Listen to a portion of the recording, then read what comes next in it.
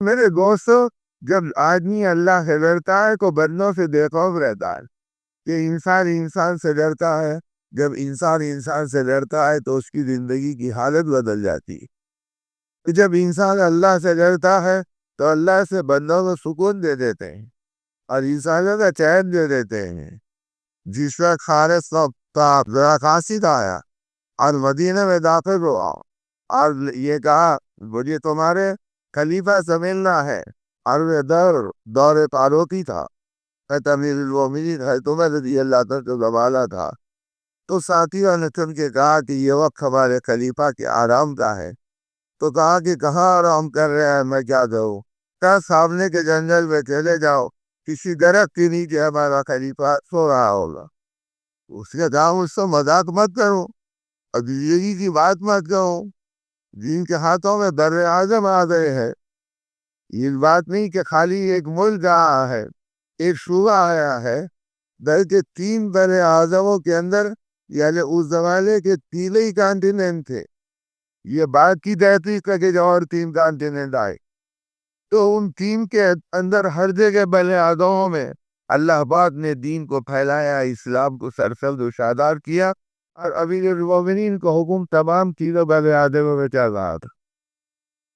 تو اس نے کہا کہ تم کیا کہہ رہے ہو کہ بر اعظموں کا جو حاکم ہے اور اس وقت مسلمانوں کا خلیفہ کہا جاتا ہے، بات تو خلیفہ سے ملنے کے لیے آیا ہوں، آغاز جنگل کا بات سے بدلا رہے، کروا ہے جو طرف ہے، خلیفہ کسی جنگل میں لیتے آرام کر رہے ہوں۔ اور وہ وہاں پہ پہنچا تو کیا دیکھتا ہے کہ اینٹ کا ٹکڑا سر کے نیچے ہے اور کوئی پہرے دار نہیں ہے اور کوئی سیکورٹی نہیں ہے، اور آپ آرام کر رہے ہیں۔ اس کو سوچا میری ایک تلوار کافی ہے ان کے لیے، اور خامخواہ کی دنیا ان سے ڈر رہی ہے۔ یہ سمجھ کر یہ سوچا کہ میں اپنی تلوار نکالوں۔ کبھی یہ تلوار نکالنے کا ارادہ کیا، ایسے معلوم ہوا جیسے زمین سیدھے بائیں بٹی اور شیر منہ کھولے ہوئے اس کی طرف دیکھ رہے ہیں۔ یہ کام گیا، ٹھہرا گیا۔ اسی میں وہ منظر غائب ہوا اور امیر المومنین کی آنکھ سے آنکھ کھلی۔ جب آپ نے دیکھا تو وہ بے ہو کے گر گیا، آپ کی نگاہ کی تاب نہیں لا سکا۔ اس وقت تو بڑا تیرا کہ امیر المومنین کی کیا طاقت ہے۔ اسی لیے آپ نے اپنے زمانے میں جب فتوحات بہت بڑھ گئے اور خزانوں کے خزانے ڈھیر کچرے کے ڈھیر کی طرح، انبار کی طرح آتے لگنے لگے، تو اس وقت تقسیم کرتے اور اس کو سارے چیزوں کو خالی کرتے۔ کسی خزانے کو آپ نے رہنے نہیں دیا۔ بڑی قیمتی قالین آئی ایمان کی، جس کے اوپر کروڑا کروڑ کی ہیرے جڑے ہوئے تھے، اور اس کے اوپر سونے کے تار گھاس کی طرح لگے ہوئے تھے۔ تو جس وقت بادشاہ ایران کو گرما میں اپنا دل بہلانے کے خیال ہوتا تو اس میں ڈالا کرتا تھا تاکہ مجھے موسم خزاں میں موسم بہار کا لطف آنے لگے۔ اس کی یاقوت کے پل اور پل لگائے گئے تھے، اور زمرد کی اس کے اندر موتیوں کو جڑا رہا تھا، ان کی داڑھیوں کو اس سے جگمگایا گیا تھا۔ اور جب ایسی قیمتی قالین آئی اور بہت بڑی آئی، تو جب وہ آگوں پہنچی تو آپ نے مدینہ میں پوچھا بتاؤ کیا مشورہ ہے تمہارا؟ تو بڑے صحابہ تو چپ رہے۔ عموماً نے ان کی اولادیں نے کہا اسے اٹھا کے رکھ دیجئے تاکہ آنے والی امت ہمارے کارنامے کو دیکھ لے۔ کیا آپ نے فرمایا اگر یہ خیر کی ہوتی تو میں اٹھا کے رہتا، اس پہ حرام کام کیے گئے، اس پہ شراب پی گئی، اس پہ گناہ کیے گئے، اس پہ بے حیائی کے مظاہرے کیے گئے، ایسی ناپاک چیز کو میں یادگار نہیں بنانا چاہتا۔ یادگار تو تمہاری قربانیوں اور تقوی اور طہارت بنے گی۔ لاؤ پہنچی اور اس کو کاٹنے شروع کرو، اور لاؤ بڑے بڑے چاقوں کو اس سے اس کے ٹکڑے کرنا شروع کرو، اور ایک ایک بارش کا ٹکڑا بنا کر پورے مال غنیمت پہ لوگوں کو تقسیم کیا اور پورے گھرانوں کے اندر حوالے کیا۔ صحابہ کہتے ہو ایک بالش قیمت اس زمانے میں 6000 درہم تھی، تو کتنے کروڑ کی تھی ہوگی؟ اب اس اتنے کروڑ کی چیز کو آپ نے منٹوں میں ختم کر دیا تاکہ مردار دنیا کی کسی چیز میں دل لگنے نہ پائے اور آدمی اس کی طرف جھانکنے نہ پائے۔ تو میرے دوستو، جب انہوں نے اس طرح دنیا کو نظر کیا تو پھر ان کی زندگی کے اندر اللہ کی بڑائی آئی اور اللہ کا تصور آیا اور اللہ سے ماننے کی طاقت پیدا ہوئی۔ تو پھر ایسی طاقتیں پیدا ہوئی کہ جس کو دیکھ کے عقل حیران ہو گئی۔ مدینے میں نظر آیا، آپ کے ہاتھ میں توڑا تھا، اپنے زمین پر مارا اور کہا کہ خبردار، عمر اس وقت خلافت کے امور کو انجام دے رہا ہے اور اللہ کے حکموں کو پورا کر رہا ہو، اگر تو لڑے گی تو تیری پیٹھ کی حالت بھی کر دی جائے گی۔ تو ایک کونے میں زلزلے کو رکھ دیا۔ عمر ایسا انتباہ تھا کہ ان چیزوں کے اوپر ان کو اطمینان تھا کہ ہم اللہ سے ڈرتے ہیں، ساری مخلوق ہم سے ڈرے گی، ہم اللہ کی مانتے ہیں، ساری مخلوق ہماری مانے گی۔ اور ایسی مان کے دکھلا دیا اور ایسی مان کے اللہ نے ان کے قادوں پہ رکھ کر اپنی قدرت ظاہر فرما دی کہ ہر چیز ان کے تابع تھی۔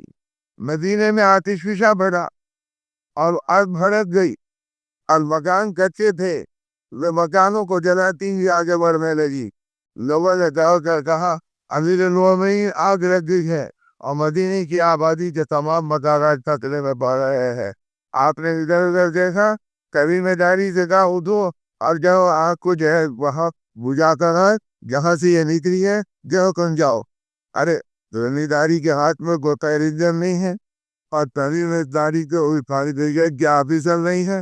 اب وہ یہ کہہ رہا ہے کہ امیر المومنین میں کمزور آدمی ہوں، میں کیا کہہ سکتا ہوں؟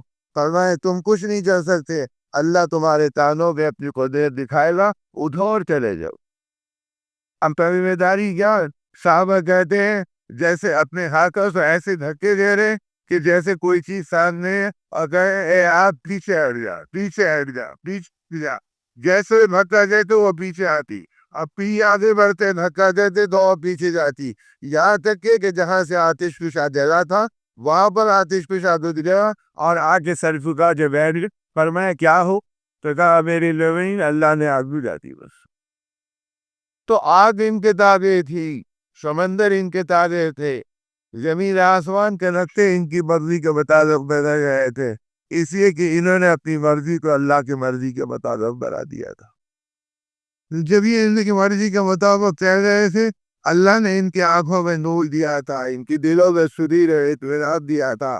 ایسی زندگی بنائی تھی کہ آپ خطبہ دے رہے ہیں مسجد نبی کے ممبر پر اور خطبہ دیتے دیتے کہہ رہے ہیں یا ساریت الی جبل، الصحابہ حوار ہے کہ بیچ میں ایک جملہ کیوں ایسا آ گیا، اے ساریہ جبل کی طرف دیکھو، اور ساریہ وہ ہے جن کو 2000 میل دور دمشق کے مقام پر بھبسان کے معرکے میں بھیجے ہوئے ہے، اور یہاں پر یہ کہے کہ اے ساریہ ذرا پہاڑ کی طرف دیکھو۔ صحابہ کو سمجھ میں نہیں آیا، لیکن پوچھنے کی جرات بھی نہیں ہوئی، اسے اپنے ذہنوں میں محفوظ رکھا، یہاں تک کہ ایک مدت گزری اور اللہ نے اسلام کو غلبہ دیا اور دشمن کو ناکام کر دیا۔ صبح مدینے کو صحابہ کی جماعت واپس لوٹی، اور جب لوٹی تو وہ اپنی کارگزاری بیان کی، تو اس میں حضرت ساریہ نے کہا اگر امیر المومنین کی ہدایت نہیں ملتی تو ہم ہلاک ہو گئے تھے، اور دشمن ہمارے اوپر غلبہ کر لیا تھا۔ اسی لمحے ہم نے پہاڑ کی طرف دیکھا اور ان پر گمسان کا معرکہ کیا، بلبل ہماری فتح کا سبب بنا۔ صحابہ کہہ رہے ہیں کہ کیا کہہ رہا ہے، امیر المومنین مدینوں میں ہے اور تم کہہ رہے کہ امیر المومنین کی رہبری، تو کیسی رہبری؟ کہ فرمایا امیر المومنین کی آواز ہمارے کان میں پڑی اور ہم نے پلٹ کر دیکھا تو دشمن پیچھے سے آ رہا تھا، ہم نے وہیں ان کا قاتلہ کیا، اللہ نے ہماری حفاظت کی۔ وہ ہوتا ہے کرتا واقعہ ہے، چودھوں نے یاد کر کے کہا فلاؤٹ کا واقعہ ہے۔ اس دن کیا تھا؟ کہا جمعہ کا دن تھا۔ اب انہوں نے حساب کر کے کہا ابھی مومنین نے جمعہ کے دن خودیوں میں کہا تھا۔ اب پیچھے والوں نے پوچھا تو آپ نے فرمایا اللہ نے میرے سامنے ساری جگہ کو ہٹا کر معرکے کی جگہ دکھا دی اور میں نے اپنے ساتھیوں کی رہبری کا سوال کیا۔ تو 2000 میل دور تک دیکھنا اور آواز کو پہنچنا، اللہ نے ان چیزوں کو آسان کر دیا تھا۔ تو یہ چیزیں میرے دوستوں کمپنی تھی، جبکہ انہوں نے اپنے آپ کو کلی طور پر اللہ کے سپرد کر دیا تھا کہ ہم دیکھیں گے تو آپ کو نسبت پر اور بولیں گے کہ آپ کی نسبت پر، اور ہماری زندگی تو بالکل دھوکہ میں بھری ہوئی ہے۔ زبان کی نوک پر اللہ کا نام ہے اور زندگی کے اندر غیر اللہ کے دام ہے. جب تک غیر اللہ کا تاثر زندگی سے نہیں نکلے گا اللہ کی ذات عالی کا نور دل کے اندر داخل نہیں ہوتا. اسی آدمی اپنی زندگی کو اللہ کی عظمت اور اللہ کی کبریائی پر اٹھائے. میں اللہ کا بندہ ہوں، میں اللہ کا تابعدار ہوں، میں اللہ کا غلام ہوں، مجھے اللہ کی ماننی ہے، مجھے ہر حال میں اللہ کی مرضی کے تابع اپنی زندگی بنانی ہے، اور مجھے اللہ ہی کے لیے جینا ہے، اللہ ہی کے لیے مرنا ہے.